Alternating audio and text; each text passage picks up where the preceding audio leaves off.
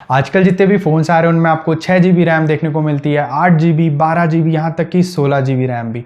और बहुत लोग ये मानते हैं कि जितनी ज़्यादा रैम होगी उतना ही बेहतर आपका फ़ोन जब परफॉर्म करेगा, उतने स्पीड के साथ आपका फ़ोन परफॉर्म करेगा। लेकिन ये एक मिथ है। वैसे ही जितने ज़्यादा मेगापिक्सल उतना बेहतर कैमरा, ये भी एक मिथ है। सो ऐसे ही कुछ और मिथ्स को आज हम मिल के बर्स्ट करेंगे।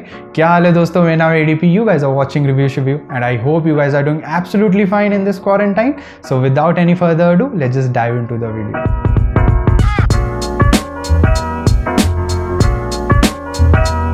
अभी हाल फिलहाल में व्हाट्सएप को लेके एक मिथ या कह सकते हो एक अफवाह बहुत ही तेज़ी के साथ फैल रही है कि व्हाट्सएप में आपको 3 टिक्स नज़र आएंगे और जो तीसरा टिक होगा वो रेड कलर का होगा। जब भी आप किसी को कोई फॉरवर्ड मैसेज करते हो तो उसमें अगर बिल्कुल भी सच्चाई नहीं होगी, मतलब उस फॉरवर्ड मैसेज में, तो जो गवर्नमेंट है वो इंटरफेयर कर सकती है। और अगर आपको 2 रेड टिक्स नज़र आ गए तो मतलब गवर्नमेंट ने वो मैसेज पढ़ लिया है एंड आपको वो क्रिमिनल घोषित कर चुके, आपको जेल के अंदर डालने की पूरी कोशिश में जुड़ गई है। बट ये सब एक फेक न्यूज़ है, ऐसा कुछ भी नहीं है। आपको 2 ही टिक्स नज़र आने वाले हैं। सो व्हाट्सएप को बेधड़क यूज़ करिए, लेकिन हाँ प्लीज़ कोई भी फॉरवर्ड ऐसे अनाप शनाप मत आगे भेजिए, पहले उस पूरी इन्फॉर्मेशन की जांच कर लीजिए। बढ़ते हैं हमारे दूसरे मिथ की तरफ, जो है IP रेटिंग से रिलेटेड। बहुत सारे लोग IP रेटेड वाले फ़ोन्स खरीदते हैं, IP67, IP68, तो उनको लगता है हमारा जो फ़ोन है वो वाटर प्रूफ हो गया। फ़ोन्स वाटरप्रूफ नहीं होते हैं, वो वाटर रेजिस्टेंट होते हैं। मतलब अंडर आइडियल सिचुएशन वो वाटर के स्प्लैशेस को रेजिस्ट कर सकते हैं। इसका मतलब ये नहीं कि आप फ़ोन को पानी के अंदर लेकर जा रहे हो और वहाँ यूज़ कर रहे हो और फिर अगर वो ख़राब होता है तो आप सोचोगे क्योंकि कंपनी ने तो बोला था कि ये IP सर्टिफाइड फ़ोन है, तो आप कंपनी के पास ले जाके बोल दोगे कि नहीं इसको ठीक करो। लेकिन कंपनी वाटर डैमेजेस के अगेंस्ट आपको कोई वारंटी नहीं देती है। सो IP सर्टिफिकेशन का मतलब होता है गलती से अगर उस पर पानी गिर गया तो फ़ोन आपका रेजिस्ट कर लेगा, लेकिन वो भी फ्रेश वाटर। सॉल्ट वाटर में जाओगे तो बिल्कुल भी ऐसी इसकी मतलब कोई गुंजाइश नहीं है कि आपका फ़ोन बच जाएगा।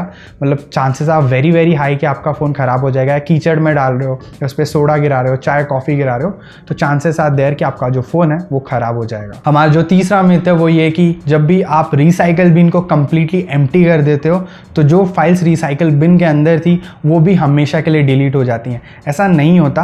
बेसिकली जो रिसाइकल बिन के अंदर आपकी फाइल्स रहती हैं उनको जब आप एम्प्टी करते हो, मतलब उन फाइल्स को भी जब आप डिलीट कर देते हो तो वो फाइल्स वहीं रहती हैं जब तक वो ओवरराइट नहीं हो जाती। अब जब ओवरराइट हो जाती हैं तो भी वो फाइल्स डिलीट नहीं होती, बट आपका जो कंप्यूटर है उन फाइल्स तक का रास्ता भूल जाता है। क्योंकि अब उन फाइल्स तक का रास्ता भूल जाता है तो उसे लगता है वो फाइल है ही नहीं, और आपको भी ये लगता है कि वो फाइल है ही नहीं, लेकिन वो फाइल हमेशा वहाँ रहती हैं, बस उसका रास्ता जो है वो कंप्यूटर भूल जाता है। हमारे लिस्ट में जो चौथा मिथ है वो ये है कि जब भी आप अपने फ़ोन को यूज़ कर रहे होते हो एंड बैकग्राउंड में बहुत सारे ऐप्स चल रहे होते हैं तो उनको जब आप धड़ाधड़ हटा देते हो या कह सकते हो बंद कर देते हो तो आपकी जो बैटरी है वो सेव हो जाती है। अगर आप ऐसा सोचते हो तो मैं आपको बता दूं कि एक मिथ है, ऐसा कुछ नहीं होता है। आपकी बैटरी को ज़्यादा फ़र्क नहीं पड़ता है।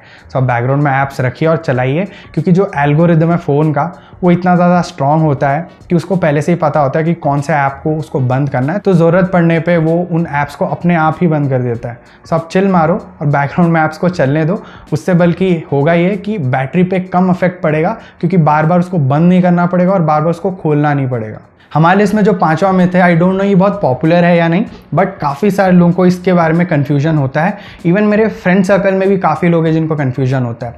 वो ये है कि आप हमेशा देखते हो कि इंटरनेट की स्पीड होती है Mbps, उसमें जो B होता है वो स्मॉल होता है, और जब भी आप कोई फाइल को कॉपी या पेस्ट कर रहे होते हो तो उसमें जो स्पीड होती है वो होती है Mbps, उसमें B कैपिटल होता है। तो फ़र्क क्या है? जो स्मॉल B है वो बिट है और जो कैपिटल B है वो बाइट है। तो जो M कैपिटल BPS होता है वो होता है मेगाबाइट्स पर सेकेंड, एंड जो इंटरनेट की स्पीड होती है वो होती है M स्मॉल BPS, मतलब मेगाबिट्स पर सेकेंड। अब 1 byte is equals to 8 bits. तो जब भी आपको कोई इंटरनेट सर्विस प्रोवाइडर ये बोले कि आपको सपोज 10 Mbps की स्पीड मिल रही है, तो आप सिंपली उसको 8 से डिवाइड कर लेना, उससे आपको पता चल जाएगा मेगाबाइट्स पर सेकेंड की स्पीड क्या है। ठीक है, तो सेम वे आप बाकी जितने भी Mbps है, लाइक 50 Mbps, 100 Mbps, सिंपली उनको 8 से डिवाइड कर दो, आपको आइडिया लग जाएगा कि मेगाबाइट्स पर सेकंड में आपको कितनी स्पीड आ रही है। हमारे लिस्ट में छठा और आखिरी मिथ ये है कि USB Type-C ज़्यादा फास्ट काम करती है देन माइक्रो USB।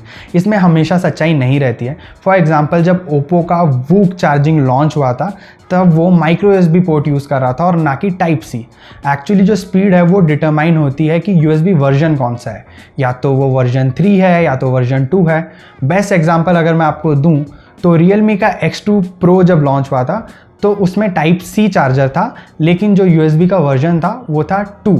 एंड उसी टाइम जब OnePlus ने अपना फ़ोन लॉन्च किया था, OnePlus 7 सीरीज़, तो उसमें भी टाइप सी पोर्ट यूज़ कर रहा था, बट उसमें जो USB था उसका वर्जन था 3।